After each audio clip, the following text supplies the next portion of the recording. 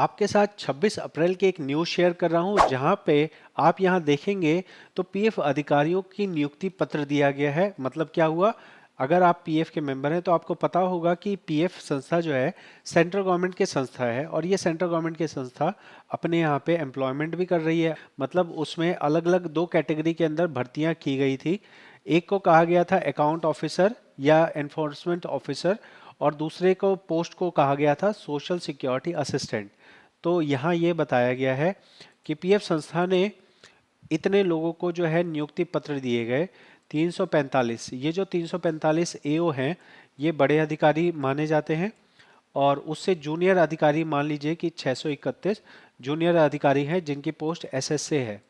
ये दोनों ही क्वालिफिकेशन जो है ये दोनों ही एग्ज़ाम एक साथ में लिया गया था और इन एग्ज़ाम को लेने के अंदर में जो लोग क्वालिफाई करे थे उन लोगों को नियुक्ति पत्र दिया गया है।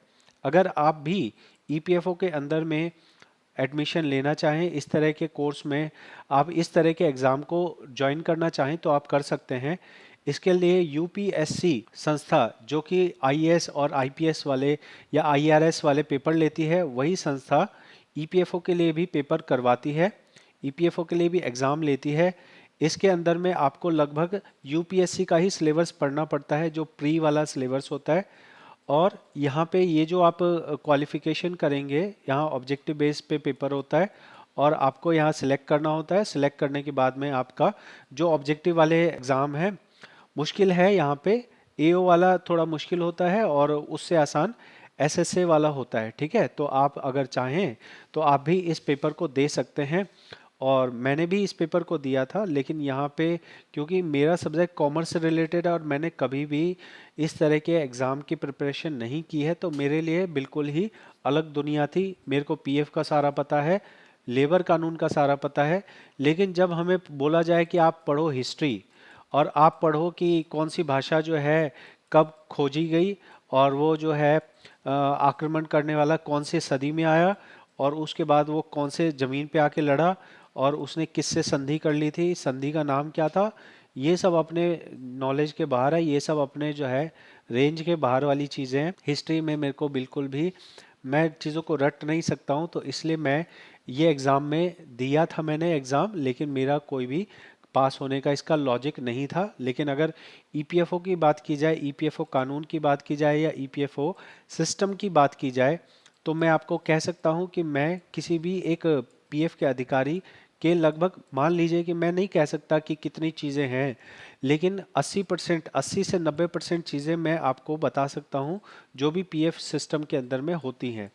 लेकिन यहाँ पे क्योंकि सरकारी सिस्टम है तो सरकारी सिस्टम में जिस पैमाने पे आपको नौकरी मिलेगी वही पैमाने पे आप यहाँ पे ज्वाइन कर सकते हैं। तो आप देख सकते हैं यहाँ पे फिलहाल में 345 एओ वाले और 631 एसएसए वाले भर्तियों को किया गया और इन्हीं लोगों की जो ज्वाइनिंग है वो अलग अलग जगहों में होगी। पहले इनकी ट्रेनिंग होगी, ट्रेनिंग होने के बाद में ये पीएफ अधिकारी जो है अलग अलग क्षेत्र में जाएंगे, उसके बाद 1-2 साल बढ़िया काम करेंगे और उसके बाद ये सरकारी सिस्टम रंग में रंग जाएंगे। उसके बाद जो है काम होता रहेगा, अपना जो है नाश्ता पानी चलते रहना चाहिए। इस तरह के ज़्यादातर इसी तरह की सिचुएशंस होती हैं क्योंकि ये आम लोग हैं, हमारे आपके जैसे हैं। लेकिन एक बार बस सरकारी कुर्सी पे बैठने की देर होती है, सब कुछ बदल जाता है, दिमाग पूरा चेंज हो जाता है।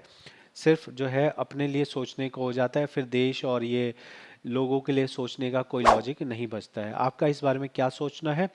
क्या आप इस एग्ज़ाम को देना चाहेंगे? अगर देना चाहें तो आपके लिए अभी अपॉर्चुनिटी है, यहाँ पे आप दे सकते हैं इसे। जून में या जुलाई में फिर से ये पेपर आ रहे हैं जहाँ आप एओ का भी पेपर दे सकते हैं और यहाँ पे एसएसए वाला भी, एसएसए वाला नहीं है, एओ है और एक और है एपीएफसी। एस एओ और एपीएफसी दोनों एग्ज़ाम आप दे सकते हैं जो कि अभी आने वाले हैं। क्या आपका सोचना है बता सकते हैं।